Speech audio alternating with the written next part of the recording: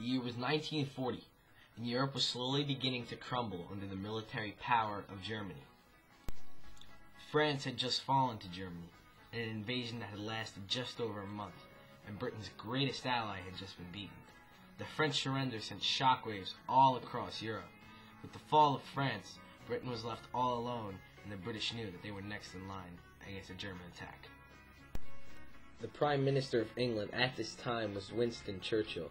Churchill had been among the first to recognize the growing threat of Hitler long before the outset of World War II, but his warnings were ignored. Churchill believed that there was no chance of peace between Germany and Great Britain, and that force was necessary to stop the German war machine.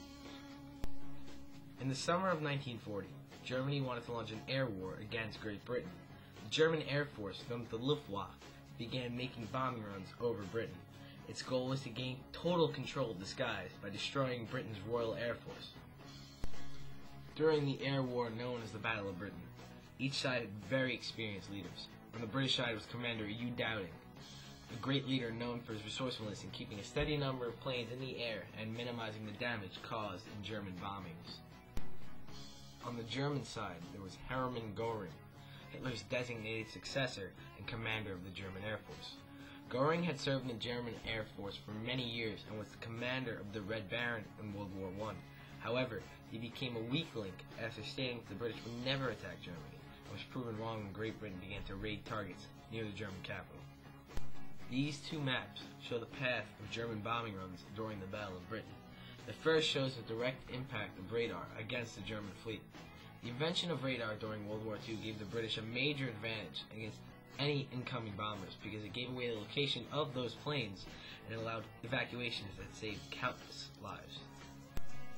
The second map is an actual map used by German forces, which showed that the major bombing targets that the Germans were after weren't exactly military bases, but they were actually civilian cities like London and the airfields that were located within those cities. The largest scale bombing during the Battle of Britain is known as the Blitz. The Blitz began with the bombing of London, which had lasted 57 consecutive nights. The Germans also attacked the surrounding cities, such as Liverpool, Hull, and Coventry, to try to destroy British morale, to shake the foundations of Britain's government. By the end of it all, 43,000 civilians had been killed, and more than 1 million homes had been destroyed. To counter these attacks by Germany, Great Britain used a series of scouting tactics to identify when those bombings were coming. This included the use of short-range and long-range radar, and actual scouts on top of London's air towers and tallest buildings. The bombings were only one part of the battle. The other were the aerial battles in British airspace. The British used two types of fighter planes, the British Spitfire and the Mk Hurricane.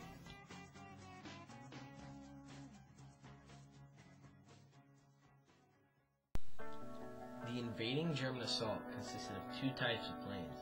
These were German Bf-109 and German Bf-110 planes.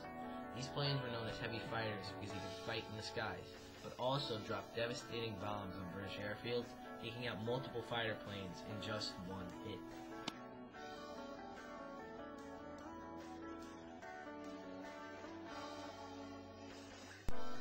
These fighter planes fought in the skies almost every night. Aerial wreckages were found all over England.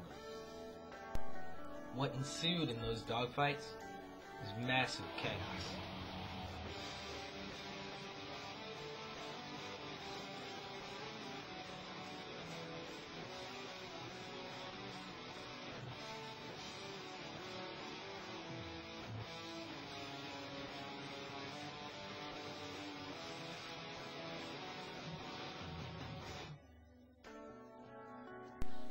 In the end, Germany did accomplish some destruction of Britain, but at too great a cost. Britain was still intact and had dealt with most of Germany's firepower.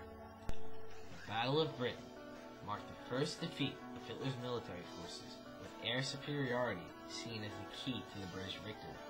British public opinion was now invigorated by having come through this entire ordeal as unharmed as they could be. This victory also caused a shift in U.S. opinion that would eventually give Britain an ally in World War II.